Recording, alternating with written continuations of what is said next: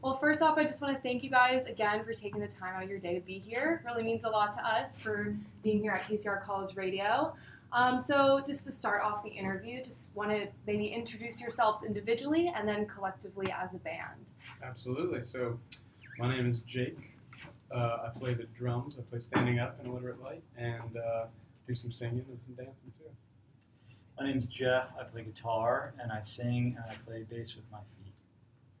And so collectively we are Illiterate Light. We've been a band for 5 years. It's our first time out on the West Coast. Awesome. And just curious, what is the meaning behind your name, Illiterate Light? So it actually it's a lyric from a Wilco song. So we're big fans of Wilco, and Jeff kind of pitched the name to me when we were forming the band, and it seemed like it had a good vibe to it. It fit just Jeff and I's personalities and the way we wanted to kind of bring our music to the world. Awesome.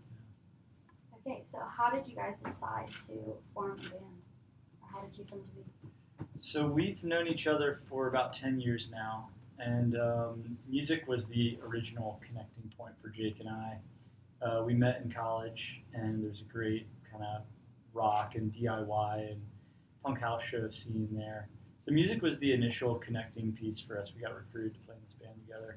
But then after that, we became buddies and found out that we had other common interests, and so Jake pretty much taught me how to ride a bicycle, and before we knew it, we were writing songs and touring around on bikes. And then our senior year, we took this organic farming apprenticeship, and then before we knew it, we were working full-time on this farm. And so we started with music, and then we found all these other areas that we were really passionate about. Food justice was one of them. And after playing in a bunch of different bands and doing all this different wacky stuff together, we formed Illiterate Light in 2015. It was just kind of the most natural thing. We both were pretty much ready to give our lives to being on the road and trying to figure out what it means to be a musician in the 21st century. Awesome. So what were your goals and ambitions when you first started the band? Ooh, goals and ambitions. I think we've always had the big goal of being the biggest rock band in the world, that's. I think you have to have that goal. If you don't have that goal, even if you're just like an accountant, if you're not planning on being the biggest rock band in the world, I don't know how you're going to do your accounting job to the best of your ability, But in reality, we also just we love music. We're artists, and we wanted to find a way to do what we love and also have somewhat normal lives. Have the ability to have a family later in life, and enjoy my day-to-day life while putting all my energy towards the art that we love. So just figuring out how to do that was a big ambition of mine. Jeff, you know? So I grew up with rock and roll kind of the forefront of my life. My Uncle Steve was the drummer for a rock band called the Black Crowes for 25 years. And so I just remember growing up and going to these epic, heavy rock shows as a kid, as a wee boy, and just thinking, this is pretty much what I want to do with my life, is play super loud rock music. So every night we get on stage, I turn my amp up as loud as I possibly can until our sound engineer tells me that he's going to slit my throat while I'm sleeping. Was that what you said the other night, Eric? It was something along those lines. I can't really remember. Something like feed my blood to a wild pack of wolves. Anyways, but it really all comes back to my childhood and loving rock and heavy music. And one of my goals was to be able to follow in my uncle's footsteps and play places like the Greek Theater and Madison Square Garden.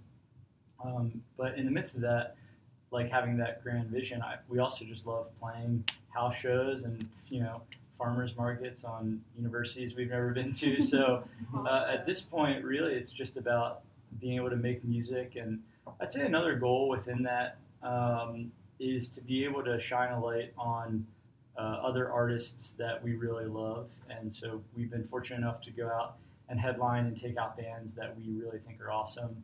On this tour, we've got this guy Shane T, who's out with us.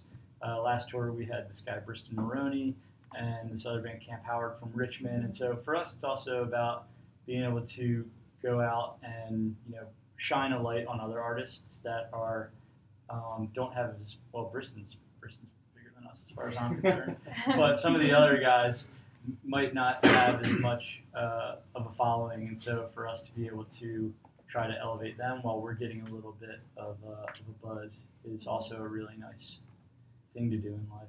Yeah, I think that's really awesome that you're also, not only thinking about yourself, but others as well. And it's what music's all about. It's awesome. Yeah. So I wanted to ask you guys a little bit about your creative process. Can you guys walk us a little bit through what creating a song looks like in your songwriting process? Totally. So I'm the primary lyricist and vocalist. A lot of times I mentioned this when we were hanging out with some folks last night, but a lot of times we're sitting down for sound check or for rehearsal, and there's just this sort of organic, improvised jam that ends up coming out of nowhere, and we pretty much, try to pull out our iPhone as quick as possible and snag that little idea, and then get back to whatever we were working on. But there's so much that unfolds within that first kind of unconscious moment of creativity. So a lot of times we'll get there'll be okay, there's this verse that's happening, or maybe there's this thing that's really groovy, and that's a kind of cool bridge or something. And so we'll kind of write some stuff like that and get these ideas going. And then I think when we were working on this farm years ago, it was the first time I had to get up at the butt crack of dawn. And I really found that the hours between 5 and 8 a.m. when your mind is just really still, mix that in with a big cup of coffee or pot of coffee is my favorite time to write and think and just kind of exist as a human. So that tends to be when I write a lot of lyrics. I like to grind it out in the early hours of the morning, and then bring things back to Jake, and we kind of sculpt it from there and figure out which lines may not be working, and so we'll kind of go back to the drawing board. That's kind of been the dominant way that we've written. There's been other songs that it's maybe less collaborative, but that's probably 90% of the time the way we kind of operate. Yeah, feel good about that. That's awesome. Thank you. That's great. So I'm very curious. Who are your musical inspirations? That's a good question. It kind of changes every day. For me at least, I have my favorites. I have the people I grew up listening to and stuff. But right now, I'm inspired. Let's see. I'm inspired by an artist from, I guess the last actual record she put out was a couple years ago, but SZA, S-Z-A. I think just it's not at all what we're doing, but it just I have fallen in love with that album. I see us being pretty similar. Yes, that's true. Me, you and SZA. Yeah. That's true. And then so I also in the kind of indie rock world, I really love St. Vincent. Tune Yards was a really big inspiration for me. The Meryl Garbus, the front woman of that band, the way that she was energetic, she would play percussion. It kind of gave me permission to be weird and be myself and bring the drums forward on stage. And so that's kind of who I'm currently inspired by. Yeah. I definitely am more a fan and more steeped in classic rock and some of there's still artists that were happening in the 60s and 70s that I like to kind of discover these days. One of those artists is Carole King. She's just an incredible songwriter. I've just been listening through Tapestry, the 1972 album, on repeat recently.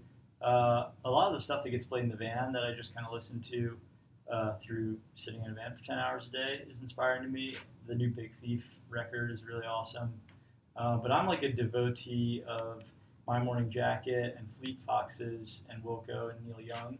Those are my four kind of rock god, folks that I really dig. And then also, like I mentioned, growing up with the Black Crowes and the Rolling Stones and Led Zeppelin are just all of that stuff. I love it. I love the raw rock and roll. Awesome. Thank you guys for sharing. I wanted to ask you a little bit about your future plans. Are you working on any music right now? And is there anything that your listeners can anticipate for the future from you guys? Well, yeah. So we're in an interesting place as a band right now. We're living on the road far more than we're at home, and we're in a van, and it's exactly what we set out to do. So we're really excited about it. But it's also it comes with a certain type of numbness at times where you just have to. At least I've had to be honest with myself that I don't need to be creatively productive at the same time that I'm sitting in a little space for 8 hours, getting out, setting up for 4 hours, playing a show, tearing it all down, driving to a hotel for 2 hours, sleeping for 4 hours. You know, this weird routine where I don't even know where I am half the time. You know, I'm just like in a college campus right now. It's incredible, but I didn't know I was going to be here yesterday. So we're thankful to be in Boise, Idaho. Yeah, thank God. Yeah. It's incredible. But yeah, so I say that whenever we have time off the road, we spend some time resting, but that's also where we kind of dive into the creative side of things. We've got a few studios that we really love working with, one in Richmond, Virginia, and one in Nashville, Tennessee. And we spent a week in Richmond right before this tour where we just kind of got to try some new ideas out and stuff. So we're kind of brewing some stuff where if you see us live, and then you hear our music and then you see us live, oftentimes live we're a little bit crazier, a little bit heavier. And I think the next record we want to push that edge. We want to kind of like dive into some of our System of a Down influences and Rage Against the Machine, and then at the same time we also the other side that we're really loving right now is our really intimate acoustic and kind of real sweet love song side. So we're gonna just see how that mashup kind of grows.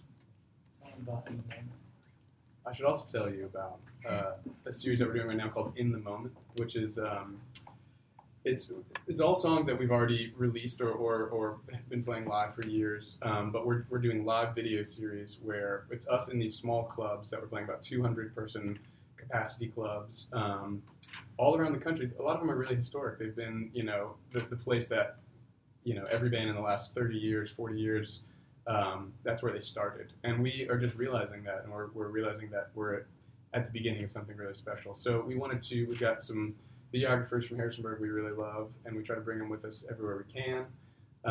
They didn't make it over to the West Coast, unfortunately, but so we're going to once a month release a live song and video on YouTube and on Spotify, and that's kind of what the next year should look like for us. Yeah. Cool. Well, thank you very much for coming out to KCR College Radio today. Really enjoyed you guys. Thank you. Yeah, thank you guys again. Anything else you want to share before we wrap it up? Anything? Now's the portion of the show where we get to interview you. Oh, yeah. All right. So, how did you two meet? Through KCR, yeah. And what's KCR stand for? I would love to answer that question. No one knows. All right. What's college radio? It has to do with the college radio system. Everywhere west of the Mississippi, I think all the radio stations begin with K. Yes. And east begins with W. Yes. What is the best move you can do on a tech deck skateboard? None. Can you drop in? Can you kickflip? I can kickflip, Nollie, yeah. hop, shove it? Yeah. No. Working no. up to it. Yeah, working up to it, yeah. All right. If you were you could be any person in any band in the world, who would you be? Hairstyles. Yeah. I hate that we both said that. Wow.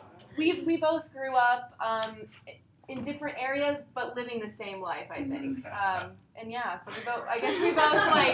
we both liked One Direction growing up, and that kind of blossomed our Love for music. She's All right. explaining our hairstyle. That's really embarrassing, but it's great. It's great. Awesome. That was a very lame answer. You get Sorry, the to pressure is live really on. in any time period. You get to live 1 year in any time period of all of human history. 80s. I mean, okay, I guess 1980. But I don't know. I just. No? 1880s would have been a little more. Yeah. You're right. I'm trying to think of 1968. 1968. Why so specific? Woodstock. Okay, there we go. Yeah, I guess I'd be down to go Or with you. 67? I think it's 67. 67. I was Right close. in there. Only wrote my senior thesis on it. It's good. Yeah. It's good. Close enough. Yeah, I knew What it. about you guys? If you could live in any era, what would you live in? Oh my gosh. These are the questions that are more fun. I know. Apologize. I know.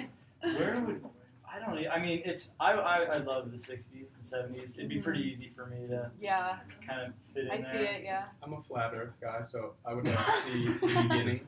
About I love 6,000 dinosaurs. years ago. I'm a big dinosaur girl. You I go love back to- Well, Jurassic Park we're really is my sorry favorite to tell you movie. that they never existed. You can tell me that. I'm so sorry to let everybody else out there know it's we're gonna get a lot of slack for this on a college campus, but guys, 6,000 years is all we've been here for. So no, we're totally just joking. We love dinosaurs Thank you. too. Thank you. All right, last question. If you were a dinosaur, what would you be? Velociraptor. Whoa. Nice. I don't even know. All right, let's end this interview as soon as we can. And, Thank you guys again. Yeah. Thank you. thanks, y'all. Seriously, thank you. It was Yeah. an honor. Thank you. Thank you so much. Thank you.